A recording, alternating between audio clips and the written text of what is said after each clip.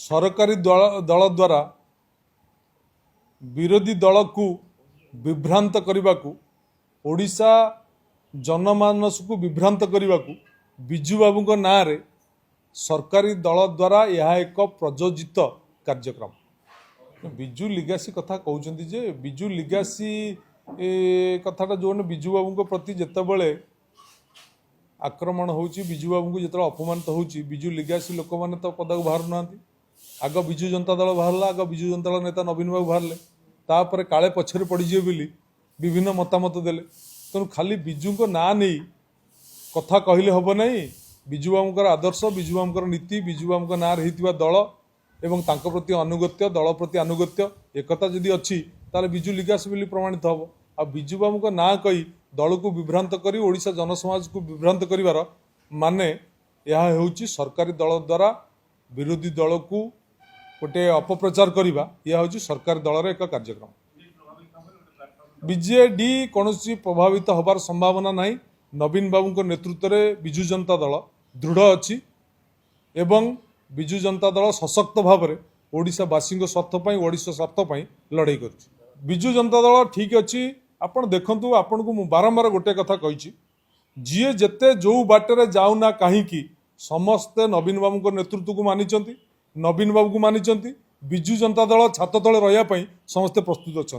राजनीति कले बहुत अभियोग आसे ता भितर सबू अभियोग सत्य नुहे अधिकांश अभियोग मिथ्या हुए।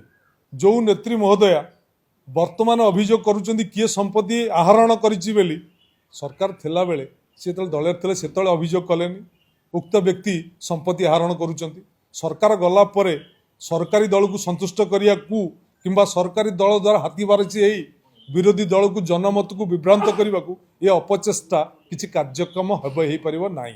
जोगाण मंत्री कौन कहउचंती कौन करूचंती वास्तव में कहा कौन होउची से कथा आपण माने बुझी पारचंती ओडिशावासी बुझी पारचंती समस्ते बुझी पारचंती। सरकार डिंडिम पिटुचंती बाहाबा नौचंती जे सरकार खरीफ ऋतुर धान संपूर्ण उठेइचंती किंतु वास्तव में ताहा सत्य नुहे। सरकार जतिकी चाषी की टोकन इश्यू करथिले सेतिकी धान सरकार उठे पारिले नाही। चाषी मानकर धान को बाध्य ही कांट छांट करागला। उदाहरण स्वरूप जदि जड़े टोकन 50 क्विंटाल पाई ताकू से 40 क्विंटाल 45 क्विंटाल धान दवाकू ताकू परमिशन दि जाइए से संपूर्ण धान दे पारि नाही। एवं विशेष भाव में जगतसिंहपुर जिले में चाषी माने धान दवाकू नाही नथिबा असुविधार सम्मुखीन होइचंती। तांकू बारंबार विभिन्न ऑफिसरंकर ऑफिसर द्वारस्थ होबाकू पड़िछि विभिन्न नेतांकर सहायता नबाकू पड़िछि। मु मध्य व्यक्तिगत हिसाब से यह प्रसंग को एमडी ठारू मंत्री ठारू आरंभ कर जिलापाल पर्यंत पूरा लक्ष्य रखी मध्य मोर जी कर्तव्य संपादन करने कथा करी तथापि चाषीकर संपूर्ण धान उठी पारला नहीं कांट छांट होकर धान उठी।